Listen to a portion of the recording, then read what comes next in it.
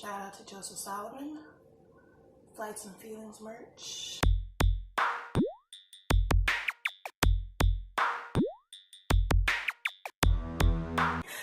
Hey everyone, this is a quick video that I wanted to make, mainly because it is the holidays, and also that I haven't posted anything in here for a really long time on this page. So I'm just gonna kind of jump right into it. For those that don't know me, hi, my name is Soraya. I am the creator, founder of A Unique Vessel. It was a page that I started a while ago. At first, I was not intending on this to be a mental health, informing and kind of just mental health support page, but with me starting my journey with mental health, being diagnosed with depression, anxiety in 2016, that is just kind of what it's naturally become. I'm sorry, I'm fixing my hair. I need to lift these, I'm sorry. But yeah, and I've been very inconsistent. I'm well aware of that. But I'm working on it day by day. It's hard, but I'm working on it.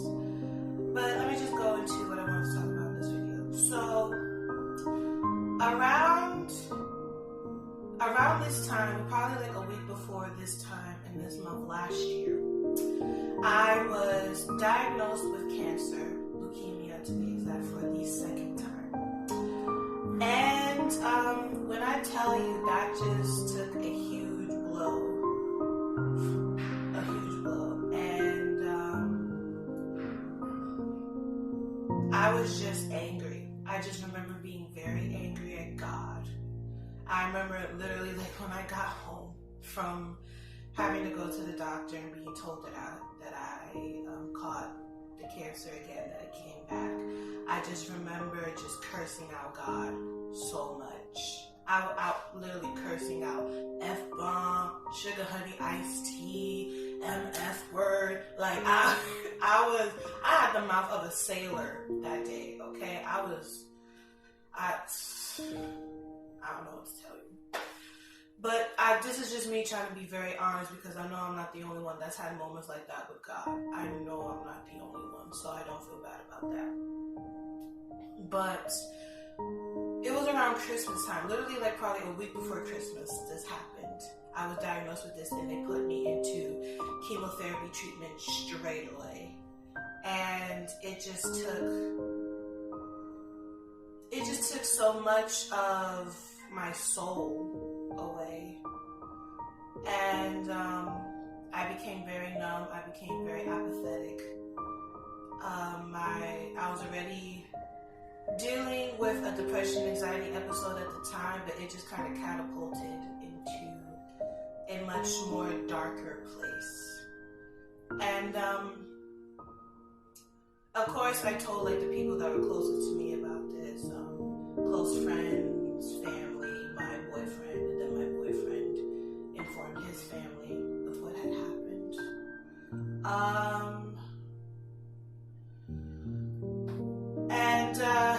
Christmas, I don't remember exactly where I went for Christmas. I went to different people's house for Christmas, I think. But I know I spent the remainder of the day, in the evening, with my boyfriend and his family. And for a good portion of it, because his family was in the living room area, and me and my boyfriend Michael, we were in his bedroom, we were just talking. And well, I feel like he was doing most of the talking. I don't remember doing a lot of talking because I was just not okay.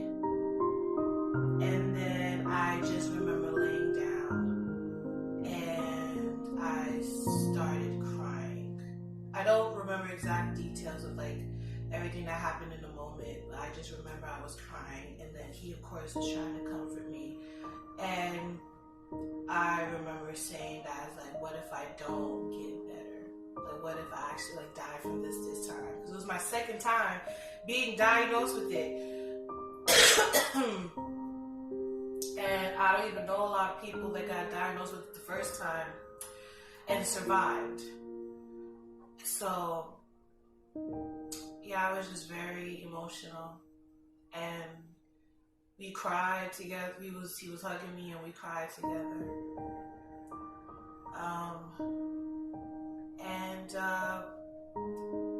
That Christmas, that New Year was very hard.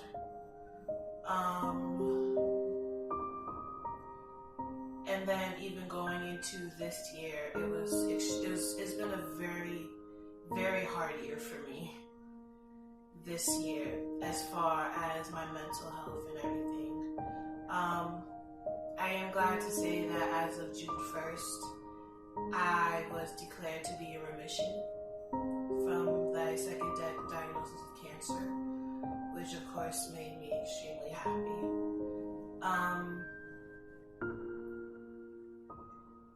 But also this year, my father passed away in April. And just the timing of it was just like horrible, because he passed a week after, like pretty much like a week after my mother's birthday. My mother passed away 5 years ago. And of course that month is months and different dates, and like just like specific dates of like in different months, and even a whole specific month can be very triggering and very sentimental to a person when they do lose someone. So now for me, April is a very bittersweet month, because my mother's birthday is in that month, and now unfortunately the day of my father's passing is also in that month. And this year was just hard. And then May, Mother's Day, the month after that, Father's Day,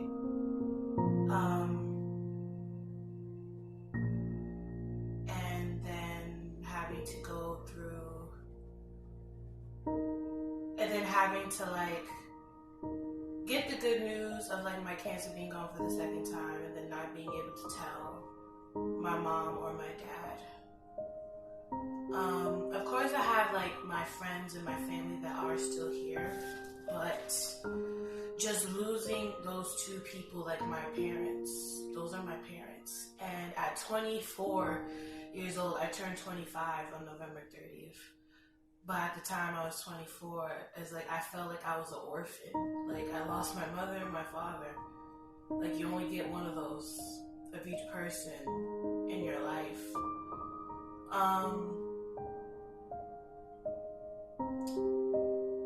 And yeah, not being able to tell them that I was like, oh, like I'm like healed, I'm better. I got a job that I love after being jobless, unemployed for like a year and a half. My physical health has improved. Like my anemia went to like very severe to just like being mild, which was such a blessing to me, because I've had severe anemia since I was a child. I was born with it, so that was just meant so much to me. And literally the same day I found out about like my anemia was the same day I got hired for the job, and I literally went on an interview for it like the day before. I started my new job in September, and I love everything about it. I work in an after-school program with kids. Working with kids is something I'm very passionate about. And oh my God, this summer in August, I found like my new church home. I go to Bridge Church in Brooklyn, and I adore every single person that I've become very close with. I joined the worship team. I adore every single person on the worship team. Those people have truly become my family, and they have been there for me in spiritual and emotional ways I didn't even think was possible. And then it being my birthday, it was bittersweet. My birthday, probably the month, like just the whole month of November, I was not okay. Like, cause I did not want to celebrate my birthday or Thanksgiving. Like, I was just not with it. I was very numb to it. Like, I was planning on just sitting home, doing nothing.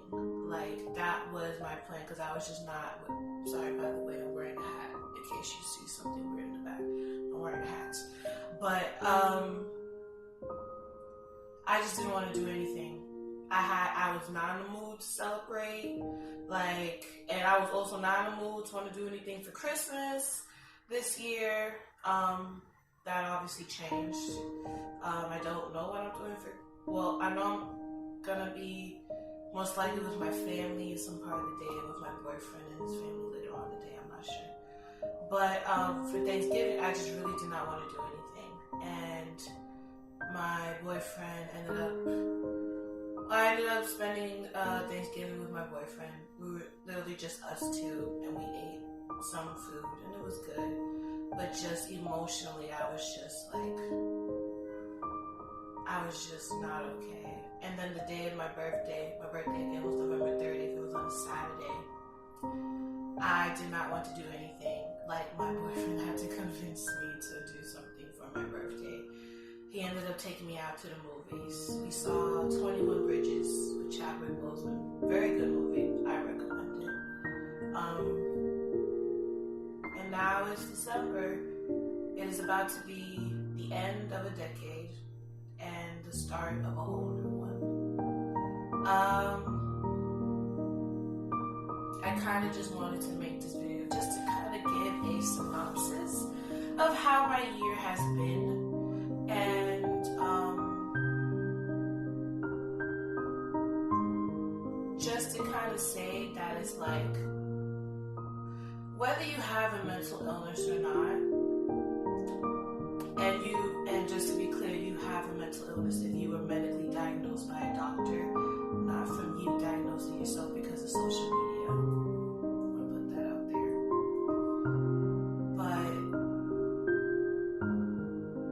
But I know that for me, it's not going to get better. It's just going to get easier day by day. When it comes to my depression and my anxiety.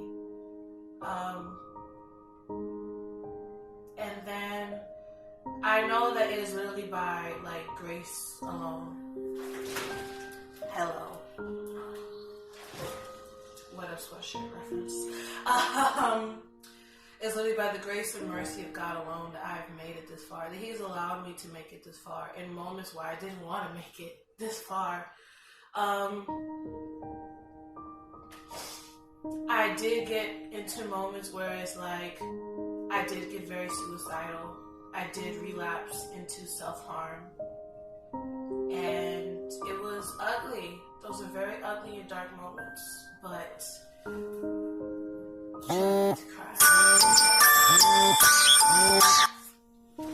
my alarm went off, I'm sorry, but those were very ugly and dark moments, but God was still able to shine His light even in those darkest of moments. And for that, I am truly grateful and thankful for that. I'm really crying. I'm about to cry.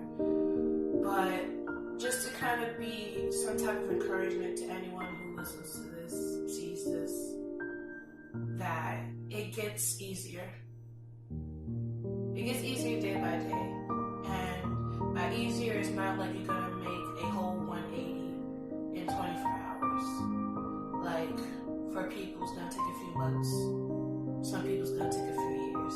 And there's going to be times where you're going to suck a lot. Right now, I feel very sucky.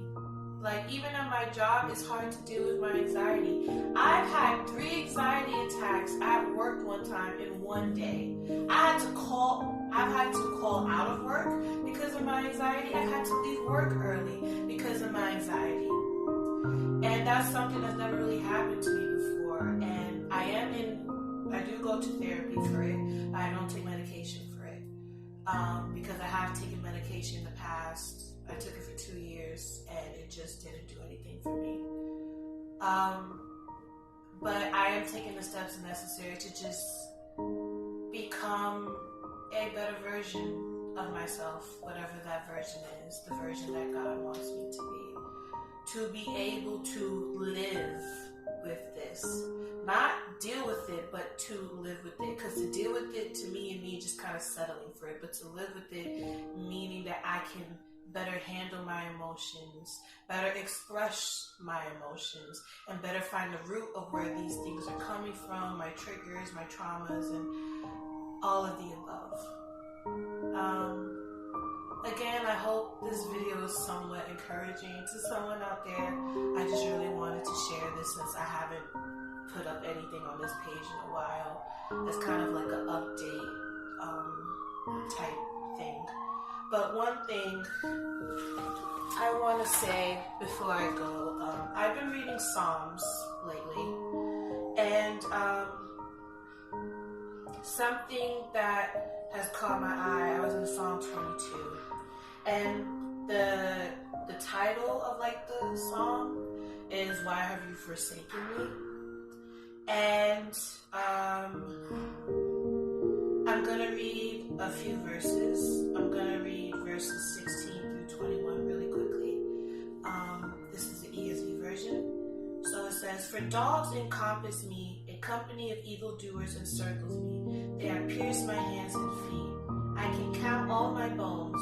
They stare and gloat over me. They divide my garments among them, and for my clothing they cast lots. But you, O Lord, do not be far off. O you, my help, come quickly to my aid. Deliver my soul from the sword, my precious life from the power of the dog. Save me from the mouth of the lion.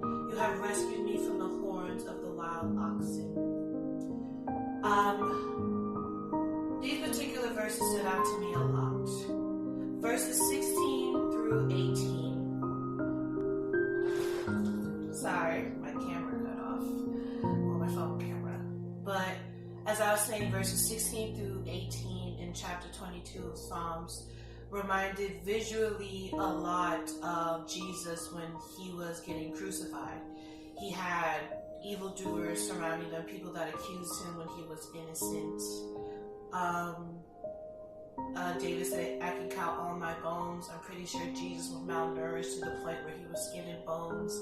"They divided my garments among them, and for my clothing they cast lots." They literally did that to Jesus while he was nailed up on the cross. But the whole kind of message that I got from verses 16 through 21 for me, and I wrote it down, I have to read it in my Bible, I wrote it very small. I wrote that reminding yourself of what the Lord has done revives your prayer to have faith in what he can do now. And I find that that's the whole theme for chapter 22 in the book of Psalm. I just realized I said Psalms with the S at the end of it before. I'm so sorry. It's Psalm, not Psalms, Psalm.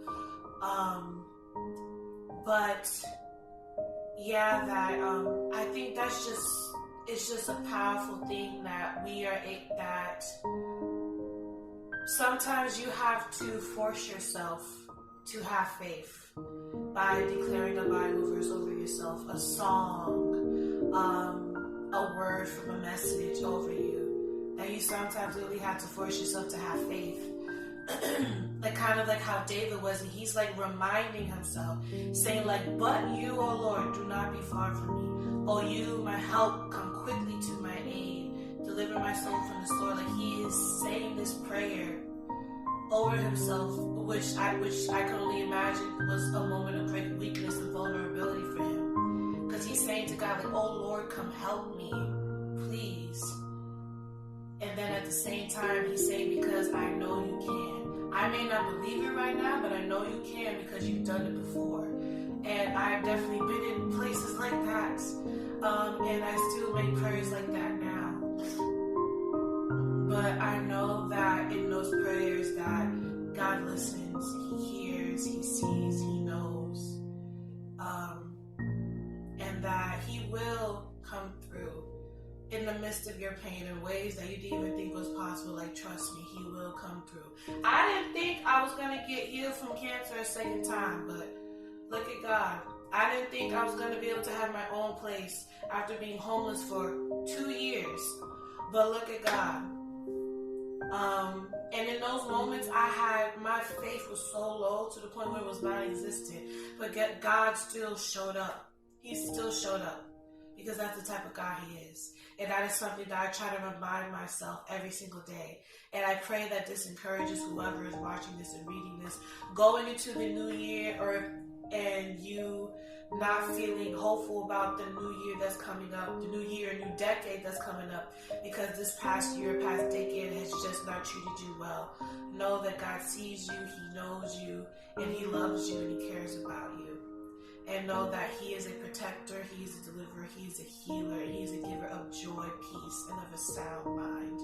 And I pray that you take that with you into the new year and trust and believe that God will do things in your life that you would have never thought he would do. And in those moments, that is when your faith will be increased. That is when your fruits will start to show. And that is when so much favor will be put upon your life.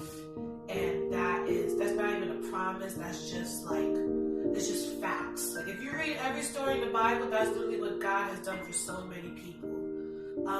But yes, I'm gonna end it here. I wasn't expecting this to be as long as it was, but I pray again that someone receives from this, whatever it may be that you receive from it. I pray that you just keep it in your heart forever and ever like a seal. And I hope you guys stay warm today because it's cold. And you guys have a blessed day. Bye. Grace alone.